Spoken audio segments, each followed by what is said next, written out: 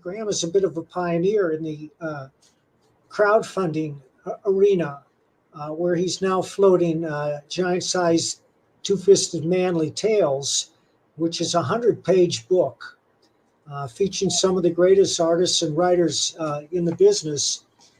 And it's kind of a throwback in that the title explains itself. This is the kind of book that the major publishers wouldn't touch these days. They used to do it all the time, but it's fallen out of favor. So Graham is a bit of a pioneer in that sense. And he's closing in on $150,000. And if he makes that, the book is going to be a hardbound. And I want to tell you, every comic reader is going to want this book. The art is spectacular. Mike Golden is contributing his first continuity in years. Butch Geis is working with me again for the first time in decades. And there are many other great artists and writers involved. Chuck Dixon, Kevin Grevio. And you can find the book on Indiegogo. It's giant-sized, Two-Fisted Manly Tales. But let's go back to the beginning, Graham. Did you attend any school to learn how to draw? Did you go to Joe Kubert's? I did. I went for 2 years, not concurrent years, at the Joe Kubert School. Started there in 81, 82, then ran out of money. I spent 82 and 83 going to local community college, taking art there. And then 83, 84, I came back for my second year at Kubert's and ran out of money again. So by that point, I had made some sales. In fact, I just came across, I did on my show last week, I did this magic portfolio, I called it. I found this giant portfolio with lots of stuff going back to the 80s. I found the first story I did with Chuck Dixon, and I found the second story I ever sold to DC Comics, and it was stamped on it 1983, copyright 1983 DC Comics. So next year will be my 40th year in comics. What was that story? The first one that was published was called The Fan. It's a little 2-page story, and it starred me as a comic book artist at a convention. And the second one was a sci-fi story. I think that was 3 or 4 pages. That's the one I still have, that I found the stamp on the back. But they were bought at the same time, so it means that 1983 was my first sale. Was Joe Kubert still teaching when you went to the school? Oh, yeah. Oh, yeah. I mean, the school had only been open, when did it open? 78 or 76? So, I was there in 81. So, yeah, Joe was teaching. Joe had the biggest hands and forearms, like Popeye. He had a grip on him that was like a steel vise. I consider I have a good grip. I was a wrestler, and you gotta develop that for that kind of stuff. But Joe was like sticking your hand in a vise. It's like, oh, he had those big Polish hands, You're an advocate of lifting, aren't you? Yeah.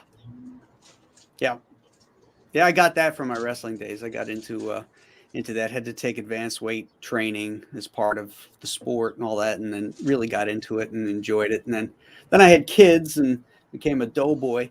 And then once I got into college and I was able to devote more time to it. So like the last 10 years, I've been back into it really, really good. Would you mind telling us a little bit about your routine? Do you lift every day? About 5 days a week. It depends on what I'm trying to do. I switch it up from going to strength training, which then I only do it 3 days a week, to doing what are called splits, where you take various muscle groups and you do exercises for those muscle groups, like push pull or specific groups. Right now, that's what I'm doing because it's lighter weights, and I have a problematic back, and right now I'm in the nursing it back stage. I have a problematic back too. It happens when you sit a lot.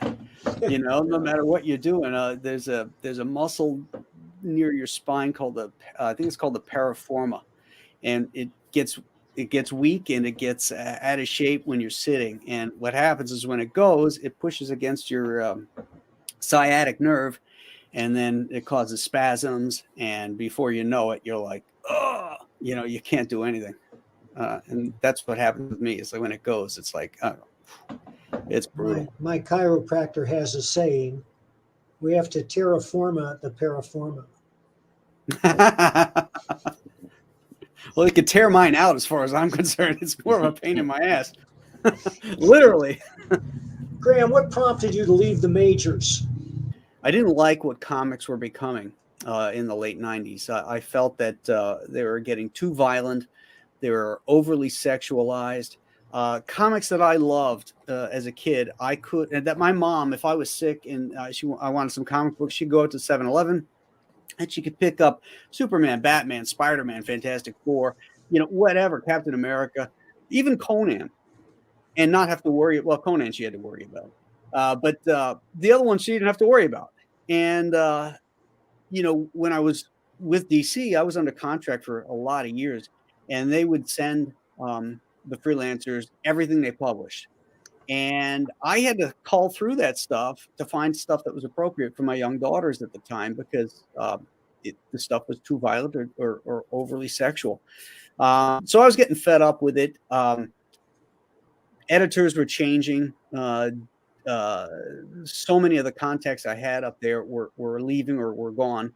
And I got into self-publishing. I self-published a book called Monster Island back in 1998 as a comic book that I could do for my girls that they could read. And so that was the beginning of the end for me. And then I ended up getting into newspaper strips, working for King Feature Syndicate for about 13 years. So I was out of comics ostensibly for 13 years, with an occasional freelance gig every now and then. And then, I decided that was soul sucking. I couldn't stand it anymore. I needed more challenge. So I jumped back into comics again. And, it was hard finding work. And that was the time when the comic companies were really starting to get woke, and the leftist ideologues were starting to run the show. And they can say there's no blacklist, but there was a blacklist, and work wasn't coming. So I ended up getting involved in crowdfunding. Well, you are hardly a risible personality. I wonder why they would blacklist you. I know, I'm so lovable. Who would blacklist me? But seriously, you're not a noisy online personality. No, I'm not. I'm not an ideologue either. I mean, if people ask me my opinions, I'm not shy about saying them, and I won't back down if conversations come up and they start throwing some nonsense that I disagree with, because I embrace and enjoy educated arguments. If you know your shit and you can defend it, let's go. Then just like in times past, you have a beer together and you laugh. I had a lot of friends that don't vote the way I vote or don't think the way I think, but we still remain friends. But in our business, what was happening was like this whole group think was going on. If you weren't in, you were out. And I found out from that the head of DC Comics at one point took work away from me. A guy wanted me to do the covers for those gigantic omnibuses, and it was Dan DiDio, really, who told this editor that give it to somebody we have a relationship with. Now, if they didn't have a relationship with me, then it was not my fault, because I was pitching stuff. I was contacting editors, and I'd get a polite no and all of that. So if there was no relationship with me, it wasn't for lack of trying on my end. Like, since Mike was saying like that you're not that noisy online, it was that they were judging you because of some of your friends maybe who might be more. Yes, I do believe that is true. That I was lumped in with because of who or that type of thing. that was transferred over to me. Yeah. One friend in particular? Well, One very good friend who this guy couldn't stand. And then by, association, I was lumped in it too. But I'd rather I'd rather be loyal to that friend than anybody else. I think we all would at this stage. And I think we're all finding much greener pastures in crowdfunding. No doubt about it. My wife sees in me a happiness she hasn't seen in years, that I'm happier now doing my own stuff, writing my material, publishing it, illustrating it, doing everything, and owning it. Right. I'm finding new markets and new fan bases, and I'm reaching out, and it's really been a wonderful thing. So many, they better start. Our colleagues better start thinking about the future, because that Titanic is sinking, and they're rearranging deck chairs. Your Alien Alamo is a wholesome comic for the whole family, I would say. Wouldn't you say so? I would. I mean, there is some gore in it, so they'd have to be aware of that. My first book, The Chenoo, was strictly straight up horror. If that was a movie, it'd be rated R, because of the gore and some of the language in it. Alien Alamo is definitely a much more family friendly, but it touches on subjects and topics like PTSD that are definitely much more mature. But it's illustrated in a style that looks kind of like 50s cartoons. It has a more of an animated feel to it. So it's deceptively embraceable, I guess you could say. The 10-issue Bane series you did with Chuck, was that after you had more or less been shown the door, that they came back to you? Yeah. DC did not want to publish it, but DC had to publish it. So that's all I'm going to say. Why did they have to publish it? You can't, Mike. Okay, I can't. I just told you. He just said he can't say. Because of the market demanded it. That would be the only rational reason. Would it? Yeah. Oh, it seems to me that there was a huge demand for that series, and it did very well. No, it didn't do well. No, it didn't do well at all, because they didn't publicize it. They didn't promote it. They had all their eggs in the Tom King. What's it called? I forget the name of his series. Something of Bane. So they had their eggs in that basket. Whereas, Chuck and I set out to set Bane up as the Doctor Doom of the DC universe. The guy who's running all the major crime things in DC. And in our 12-issue series, and we peppered it with all kinds of Easter eggs to keep that series going, or to revisit it. And once the obligation was met to publish it, that was it. They didn't, we thought, I guess childishly, that fences are mended. We're back in, and we pitched a bunch of stuff, really cool shit, really cool stuff, and they turned every one of them down. So it's like, okay, and it wasn't it wasn't stuff. It's been collected in trade now, right? It has, yeah. Yeah. Do you have any idea how it's done? In the As a trade? format? No, Yeah. I don't. Yeah, I'd be curious. I'd be curious if it actually did okay. I'm sure it did. I mean, most of the stuff, it was already paid for. All the art and everything was already paid for. So the printing costs aren't that high. So the profit margins are a lot higher on that stuff. So, you know, I mean, that's where a lot of the money comes from now is trade paperbacks and book sales and stuff, because the floppies, those numbers are in the shitter, even though they don't want to admit it. They say, "Oh, comics are doing better than ever." No, no, no, because you're lumping in manga and you're lumping in graphic novels and young adult stuff that's published by Scholastic, like Captain Underpants stuff, Right. as comics. Those things are selling millions, but Batman can barely break 150,000 copies. And there's been talk going around for years that Marvel and DC are both planning to get out of the comic business.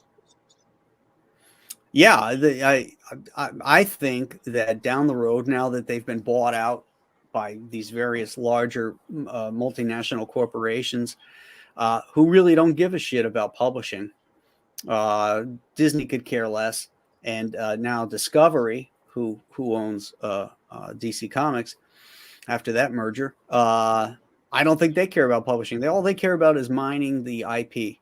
And they've got 80 years of material to deal with. So in their minds, they're thinking, why do we have to produce new stuff? So, so now you've got these ideologues in there pushing all these agenda-driven stuff that isn't selling for crap, and they don't care because the message is more important than sales to them. It's my impression that the editorial staff at both the big two have no connection to the golden, silver, or bronze age of comics, that they're young people that are brought in. We're thrilled to be given an editorial position, but they're not really comic fans, and they're not really familiar with the history of comics.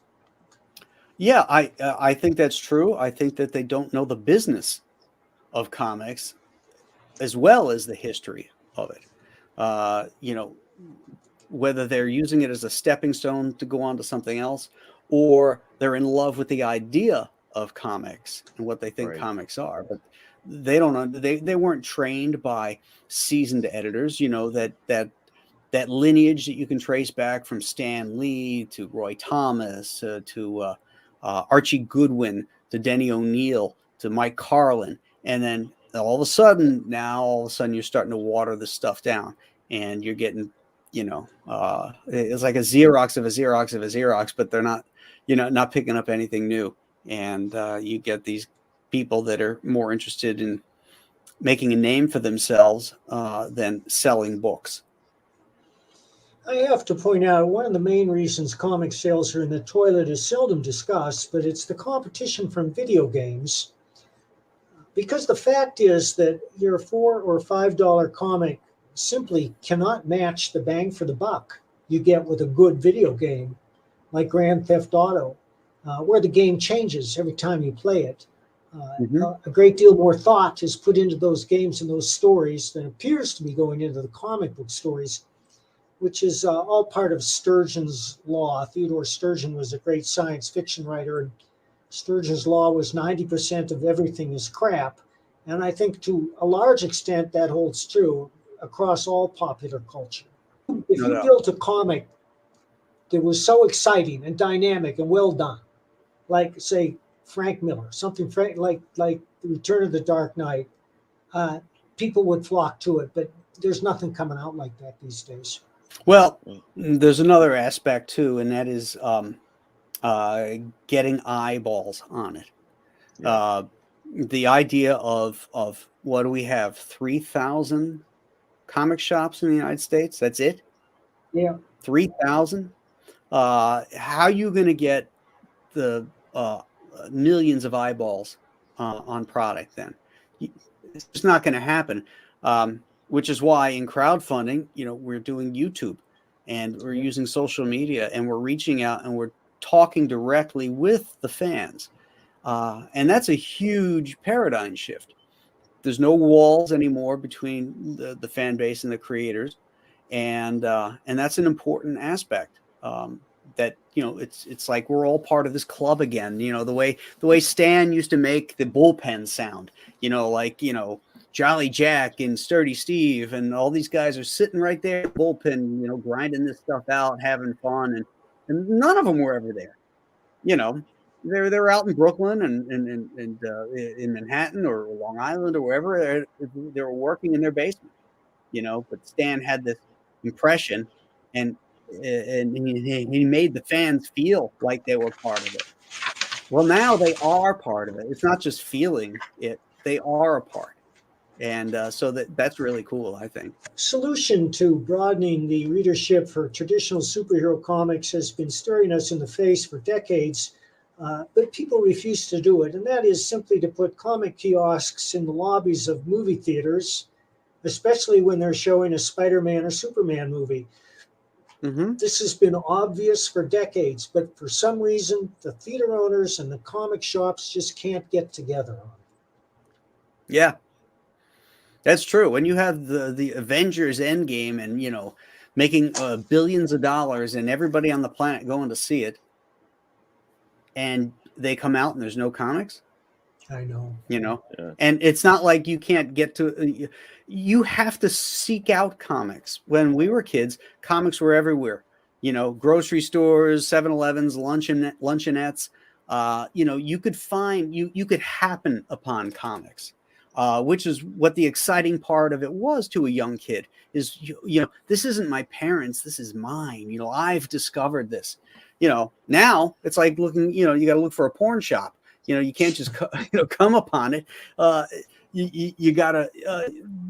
The comic book shops are the same way. You got to seek it out. You have to know about it and seek it out. I have to say that in that category, Fort Collins seems to be bucking the trend because we've had a couple of new comic shops open up here recently. They're hole in the wall places. They're not like Mile High Comics. They're small, but they're encouraging. There's one just opened up. Two opened up in the past year. One is a dedicated comic shop, nothing but comics, but because it's small, their selection is limited, mostly to the big two, and plus the middle tier publishers who have something to offer, like Dark Horse or IDW or Dynamite. But very few titles of those. They simply don't have the wall space. Now, we do have one big comic shop in town, but even they are forced to pick and choose. They can't possibly feature every title offered by the big two. They just can't afford it because they're not going to sell, and they changed the returnable rules. So they also double as a gaming shop, and I suspect that they're making more money off the gaming than they are off the comics. Mm-hmm. Mm-hmm. Well, a lot of comic shops too are dealing in collectibles. Yeah. Right. That they are that they're embracing the idea that comics are becoming boutique, and they're slabbing back issues and having TV auctions for them and raising the interest in the collectability and stuff. And I don't see that as a bad thing. In fact, that's pretty much what we're doing with crowdfunding. Is we are a boutique comic market where we're doing comics directly for the fan base, in which they have access to the creator and they're a part of the creation with their support. And then as a result, they get all these other goodies, stretch goal stuff that you can't get at a comic book shop. Right. And so for your $25, which seems to be the average price of a 48-page or 64-page comic, it's better than anything Marvel and DC is doing because the printing is better. They're perfect bound, most of them. So we're competing on two different playing fields here, and not going after exactly the same target audience, but the idea is to broaden that market too. I want as many eyes on my projects as possible and as many backers and customers to enjoy these things as possible. That's what business does. Boutique is fine, and boutique can be huge too. But I'm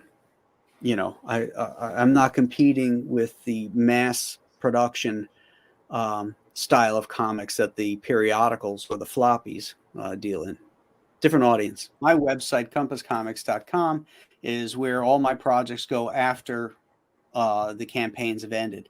So, if you've missed out on any of my campaigns, getting those books, you can always get them at compasscomics.com. You're going to pay more for them, and you're not going to get any of the stretch goals goodies, but the books are available there. Since you said next year is going to be your 40th, do you have any big plans or releases or anything you're going to do for that?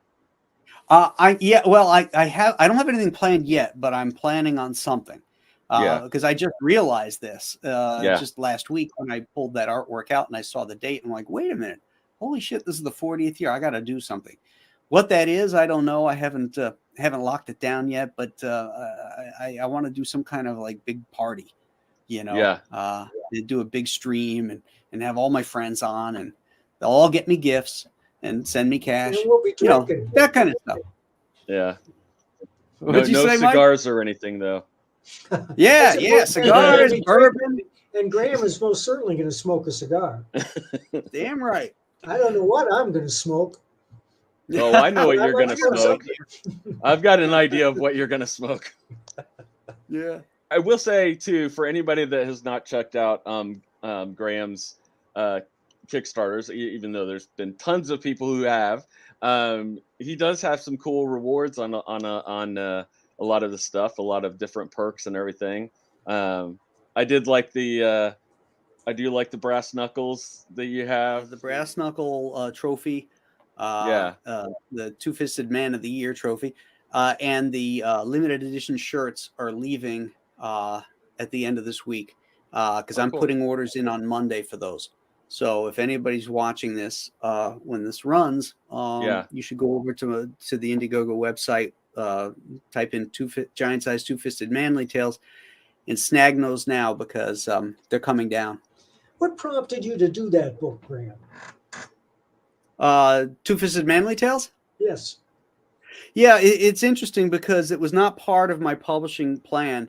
It was about a year ago, last summer, when I reached out to you guys, you Chuck, and Bo, about it. It came about. I was in the backyard. I was having a cigar, and I was probably scrolling around on my iPad or something like that, and something came across that really pissed me off.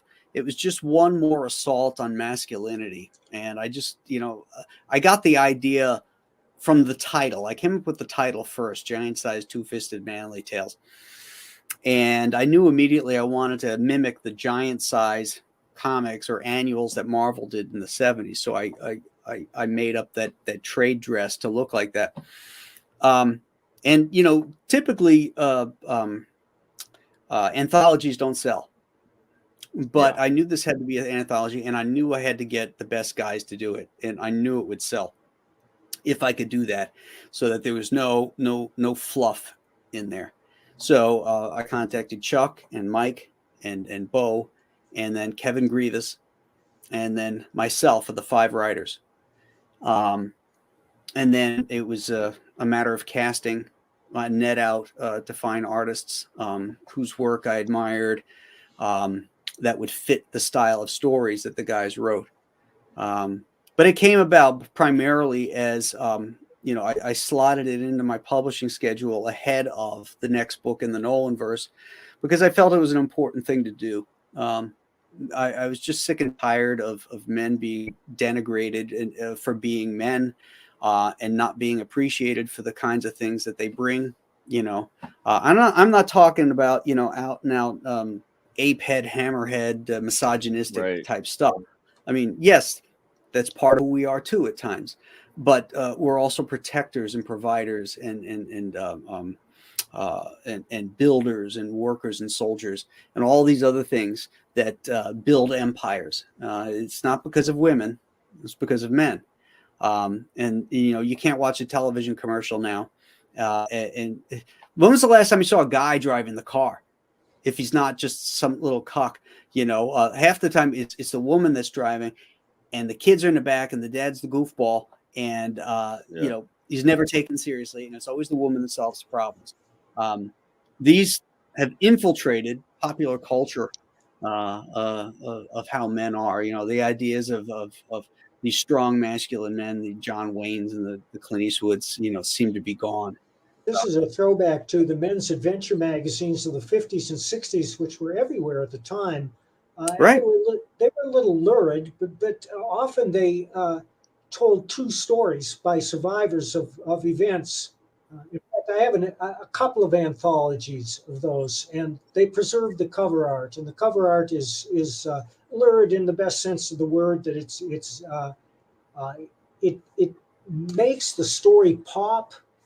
It's obviously exaggerated for the sake of art, but Mhm. we've all seen that picture of the guy in the swamp fighting off the weasels, right? Mhm. Weasels rip my flesh. Yeah, And, yeah, yeah, and I have a whole book of those covers, and we love that they're stuff. great. Yeah, they're pulpish, they're garish, but they're exciting. How can you not pick that up? You know, so I just felt that this was the time was right for us to do this kind of thing, and it's been doing very well. I'm actually going to be launching a Kickstarter campaign for it. Right now, it's on Indiegogo.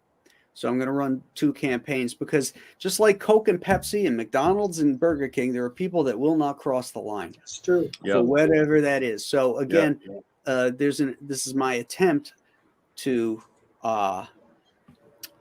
bring more people into the tent. What are you doing differently on the other one? On the Kickstarter one, it's more stripped down. Yeah. Only the Dan Lawless cover is available. Only some of the perks or stretch goals are part of it because they're already the book's already funded. The people on Indiegogo Right. did that, Right. so they're the ones that should get the best, Yeah. the biggest opportunities. And the reason is at 150,000, the book becomes hardcover, as Mike said earlier. Right. Right now, we're closing in on 114, I think.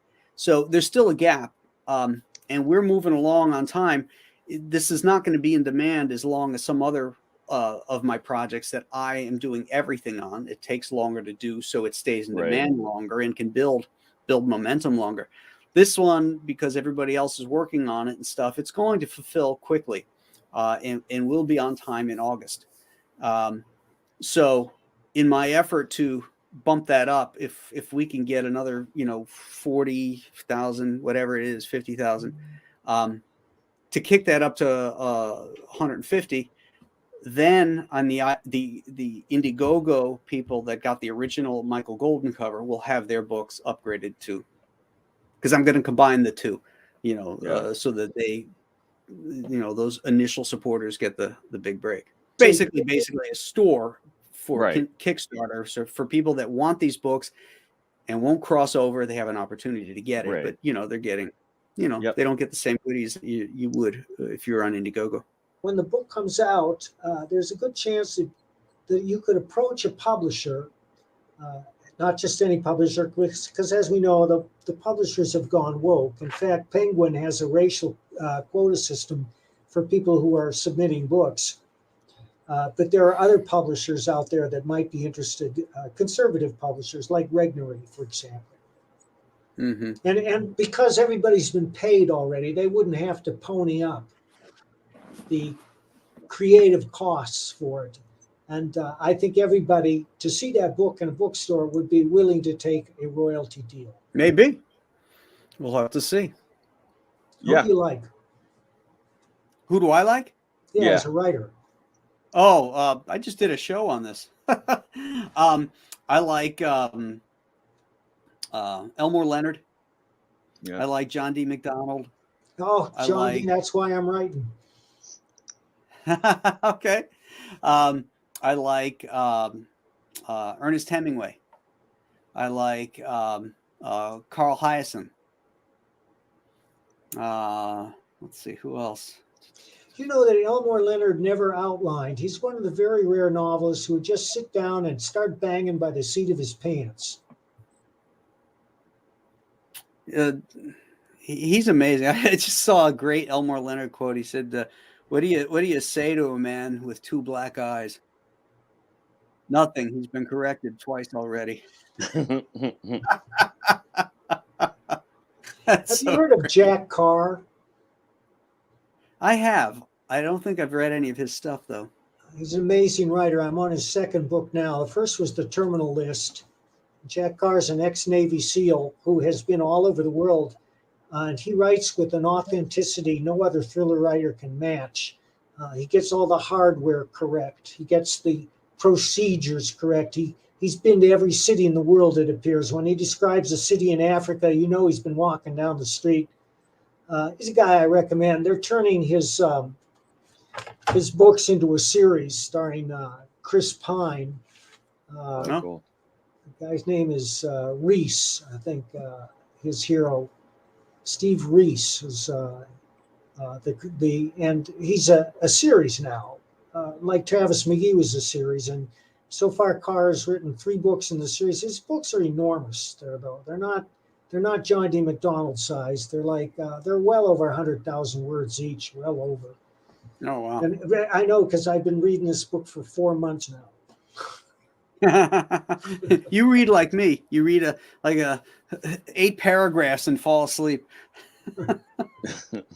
I did want to say, just because you had brought it up, and I know just as much part of the being tough and everything with being a man is the fact of being respectful and doing respecting your wife and respecting various institutions or things and carrying yourself like with honor. And that was like one of the things that I was like that's 2 of the things that I've thought, like when I've seen your stuff and different things you've said, like I think of like respect and honor, and those are the stories that resonate with us so strongly, like Man on Fire and some other things where the people where the good guy does terrible things, but he's doing it because of his kind of code of honor and respect and everything that he has. The From other man- personal aspect is loyalty, Yeah, which is huge for me. Yeah. I give it and I expect it. That's right. And if I don't get it, then you're out. yeah. There's a line from Man on Fire when Creasy says, "Do you think God will ever forgive us for what we've done?" Have you seen the movie? No. Oh God, It's a pretty powerful movie. you got to see it. It's Tony Scott's masterpiece and one of Denzel Washington's best movies. It's Yeah. a near perfect thriller. Yeah. When did it come out? Oh, at least 10, 12, 15 years ago. It's the second version of the movie, of the book. The first one starred Scott Glenn, and it's a yawner. It's just forgettable. The second one is such a powerhouse, you can't believe it. Man on Fire. Man on Fire. All right. Yeah, he's a retired CIA goon who's drinking himself to death. When he gets a job bodyguarding a little girl in Mexico City where kidnappings are rampant. Yeah. Oh, yeah. And he, I know the he movie tapes now. the guy's hands to the steering wheel. So that's later on. Yeah. Let's not give too much away. But Well, it's a memorable scene. it certainly is. It certainly is. I'll look for it. Is Compass Comics mainly about getting your projects out, or are you going to be bringing in more people, or it just depends on whatever the project is? Well, it started that way to be a showcase for my projects. I have a Right. publishing plan with for what I call the Nolanverse, which are these stories, these books that all reside in horror, sci-fi, supernatural worlds. It's not superhero Right. stuff, but all this Right. stuff, and they're all interconnected, and it includes Joe Frankenstein as well. I even mentioned Joe Frankenstein in the Chinook obliquely, but if you are aware of it, you'll Right. get the reference.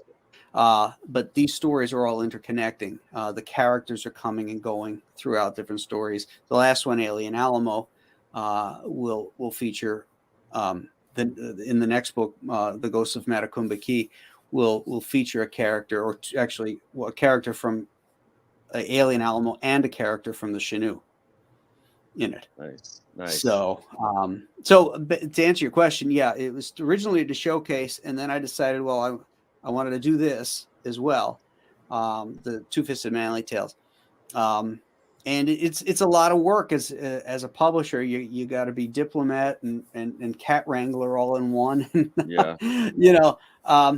It's also not as profitable because there's more overhead Right. costs, obviously, to pay creators and all that kind of stuff. So will I do that again? I don't know. I'm not totally turned off on it. It all depends. I'm thinking of Giant Size Two-Fisted Adventure Tales as the next one. And then there is going to be a Joe Frankenstein one too. And We're going to do Return to Joe Frankenstein. Will you self-publish that? Yes, that'll be under Compass Comics. speaking of adventure, did you? I saw. I think you did some Phantom comics, or did you just do You the did cover? the strip for 10 years. Yeah, the strip. Yeah. Yeah. Yeah, I did the Sunday strip. Yep. Yeah, Yeah. I enjoyed working on the Phantom. I was promised the dailies too when that guy retired, and then King Features reneged on me, and they wanted to keep the biggest licensor, a company called Egmont in Sweden, happy because they wanted a guy that works for them to take over the strips, and it was American Paul Ryan, and who had a working relationship with them. And Paul was a great guy. There's nothing against Paul here, but it's just that they promised it to me, and they didn't have the ball to tell the Egmont that, hey, this is our character, this is the guy, he's doing the Sundays, everybody's loving it, we're going to give him the dailies too. And they didn't do it, and I felt I got boned, and so I walked away from the Phantom. But I really enjoyed doing that strip. Well, it's a shame that the newspaper comic strip is dying. The adventure strip has been dead for years. I don't know what's left. Mary Worth, maybe. There's some ghosts walking with the names of famous adventure strips. Yeah, Dick Tracy's still there, but yeah, Graham, I actually got started as a ghostwriter on Steve Roper and Mike Nomad. Oh, I love that strip. Yeah, Norman Saunders. Yeah, but I was actually working more with the artist Fran Matera. Oh, Matera. Yeah. Yep. Were those ever collected, Jeff? I don't know if the last ones were, but I mean it was a blast because Fran.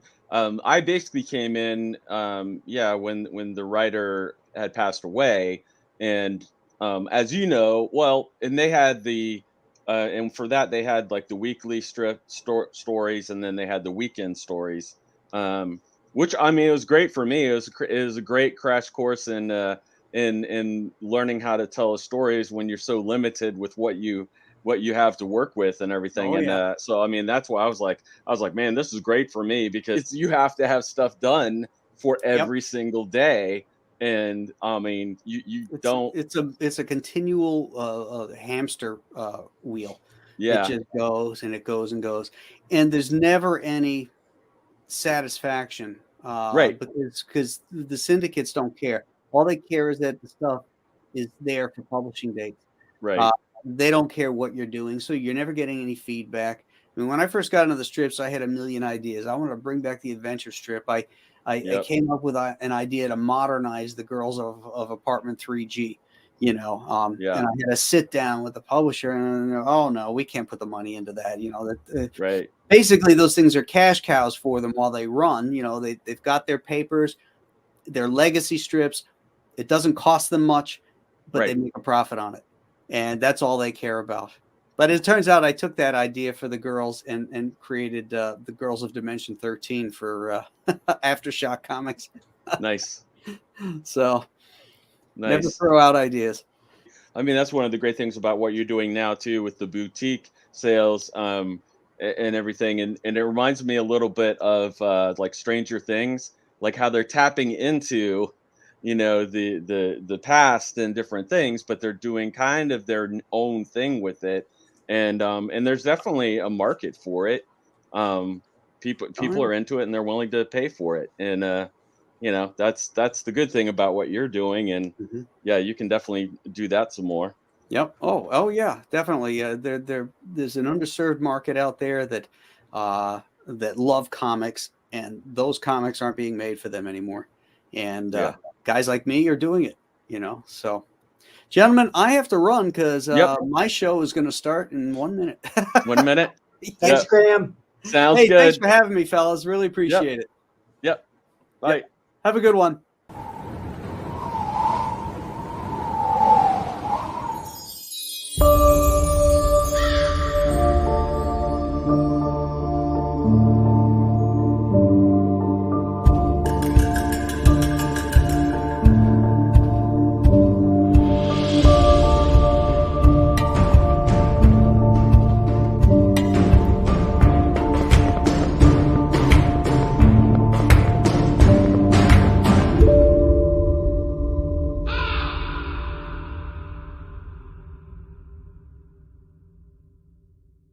Hey guys, I just wanted to talk to you real quick and introduce you to my friend Dwight L. McPherson and his wife Rebecca.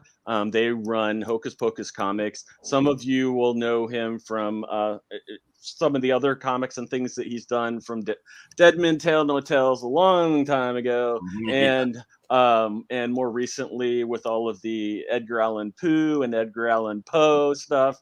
And he's also done Terra Somnium on webtoons. Spoiler alert, they did say that some of the characters from that, anybody who reads that, or if you want to even kind of if you haven't read that and you want to get in on the kind of side stuff for this, for Edgar Allan Poe Volume 3, you can go read that on webtoons and check out all those characters and things, and then you'll be more informed with this.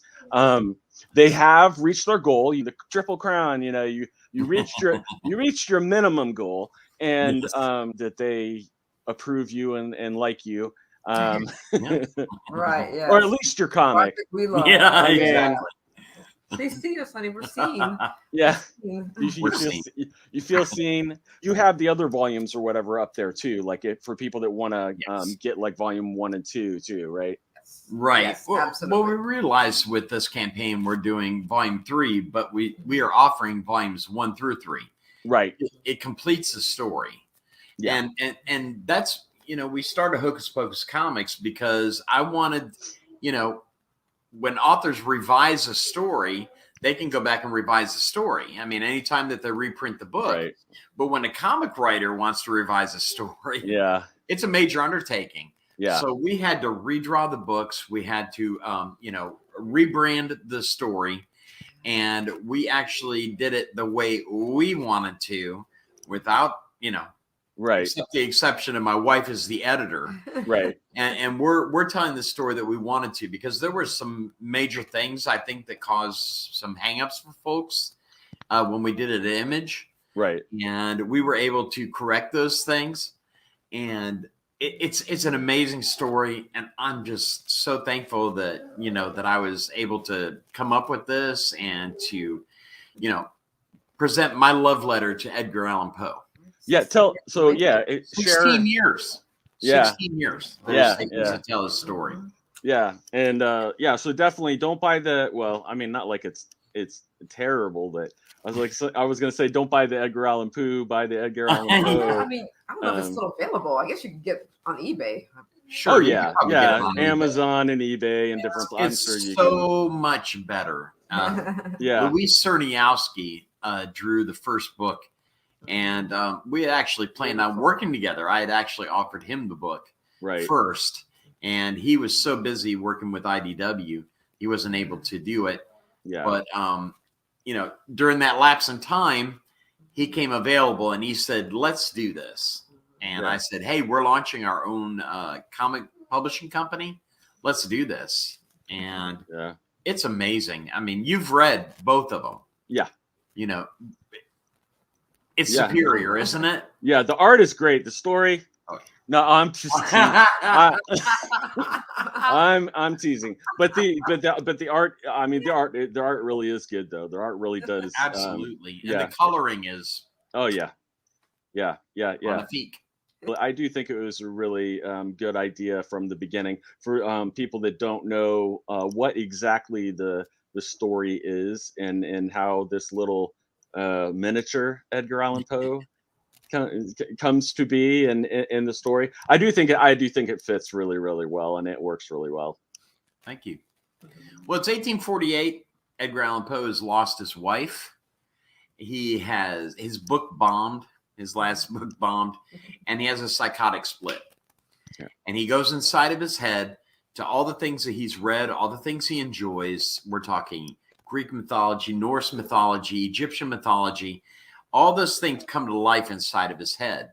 And he's trying to piece himself back together and on this voyage back to the waking world, because he realizes he's inside of his head over the course of the book. But it's just getting back together and getting back to the waking world. And this third book is just I love it because Ties it there all are 3 together. quests, there are 3 keys, and it's the only way for him to get back. And A lot is at stake. there's a lot going on. I don't want to spoil it for anybody, Nope. but he has to make it. Yeah. I mean, he has no Tough choice. decisions, tough decisions. He has tough decisions, and his friends will be with him along the way. And everybody loves Irving and Terrence and Right. Bloodclaw. We introduced some new characters. We see. I just don't want to give away anything. Yeah. But let me tell you, when I was reading, or when I was actually looking at the pages, I mean, just the tears were rolling. Yeah. I mean, I love these characters so much, and We've lived with them for a we long say time. goodbye in a way, but you know Yeah. how it is, Jeff. We talked about this before. You Yeah. always leave a window open, right? Yeah. If you did anything else that spun out of it, would it be like a later story, or do you think it would be something in between other events or something? Well, what I love about Terror Somnium is that it takes place when Poe is actually living in Philadelphia. Right. And, and he's an editor and he's actually doing better. We did one of the stories in one of our standalone issues that we did on Kickstarter about young Irving Ratt. Right. And to me, if I were to revisit Terror Somnium, it would be about Irving Ratt. Yeah, Irving would. Yeah, Irving is a great character. Thank you. Yeah, and I think He's the father figure to Poe. That Yeah. he always wanted to have, and he just Never had it. he had some. Fractured childhood. Yeah, he did. He had a Yeah. messed up childhood. So what happens if you hit your kind of goal now with the 6,000? What happens with that? We are going to collect Terra Somnium into a printed issue. And that's something we've been wanting to do for quite a while, but we would be able to actually do that with the help of supporters. Right. It's just like that. I've told Rebecca several times. If we can just get somebody to give $1 or $5 or $10, whatever you can give. If you believe in the story, you enjoy the story, support us. I mean, Yeah. we're not getting Marvel paid to write these stories and to edit these stories. We're doing this just because we love comics, Yeah. just as you are. And we love Edgar Allan Poe. Right. And we've been able to meet so many amazing people I know. because of Poe. Right. The foreword for our book is written by Dr. John and Colleen Darnell. And Yeah. I mean, we love them. I mean, we've seen them in the Yeah. History Channel, Discovery. Yep. They're vintage Egyptologists, and they're writing the foreword for our book. And They I mean, love the story. So. they love the story. That's great. They Yeah. love the story, and that's fantastic. Seeing a Yale professor saying, "Oh my gosh, I see what you're doing here, and I see the mythology, and I'm just absolutely loving it." Yeah. So I mean, It's fun. It's been a lot people of from fun. all walks of life can enjoy this book, and it really is a love letter to Edgar Allan Poe. Yeah. It's a love letter to ancient mythology. It's a love letter to the ancient epics. Yeah. I mean, we're talking about, the Aeneid, Dante's Inferno, the Odyssey. I mean, it's really a love letter to those things. And you'll see those things pop up in addition to Edgar Allan Poe's own works in the book. Yeah. And every now and then I'll get an email from somebody that'll be like, "Hey, did I catch this in the book?" And I'm like, "Yes, you did." Yeah. That was put there purposely. Because I love literature. I mean, we love literature. We could talk about literature, For hours. Yeah. Yeah. nonstop. But we love comics. We love comics. We love the medium. There's no medium like comics out there. None. Okay? There's a reason they storyboard movies. Yeah. There's a reason why they're optioning comics. Yeah. They're storyboards. Okay? Storyboards produce amazing shows, movies. Right. So we are hopeful that Guillermo del Toro, Yeah. that we are contacted about this, because I feel like I was born to write this story. Yeah. I loved Poe's work, and I first was introduced through his movies. You know, the movies that were adapted by Right. Corman in the Poe cycle. But I just kind of grew up with Edgar Allan Poe, knowing this guy was freaking awesome because of the movies that were made based on his stuff. And when I started checking out his work, I was enthralled. And then when I actually researched about the man himself, I felt such a kindred spirit to him. And going to the Poe Museum and going to especially the Poe Cottage in the Bronx. Right. Yeah. It was just like he just left. I could smell the smells, you know, of the fireplace and of the wood, you know, that was burned in that place, and the food was cooking. Looking into the room where Virginia died, I mean, I felt like a kindred spirit with him. Yeah. You know, and I know that he dealt with a lot of the things that I've dealt with. Right. As well. So I feel a real kinship connection with Edgar Allan Poe personally, as a person, as well as the man was a poet first, Right. you know, and also an author. I mean, he had a poet's spirit, and he wrote some great comedy, and you know. I just wish Pip is taking over the show here. He's being needy in his own Frenchy way. Yeah. And he has his own comic. Yeah. Pip's I was Monster going to House. say. Yeah. Yeah. Pip's Monster House. On web. We really hope people will check it out. Absolutely, yeah. We're loving that academia is embracing comics the way they are. And we know that our book is used in many classrooms. Yeah. Used by professors as well in college, English at the collegiate level. So, but also it can be enjoyed by everyone. What day does the campaign end? It is on the 30th of May. Yes. 30. Yeah. So, May 1st to the 30th. I figured one of you A would couple know more it. weeks to get on board. No, I mean it's tough when you're doing it because you're just like in the weeds, and there's It all runs together. so much to do. But yeah, so definitely, definitely check it out.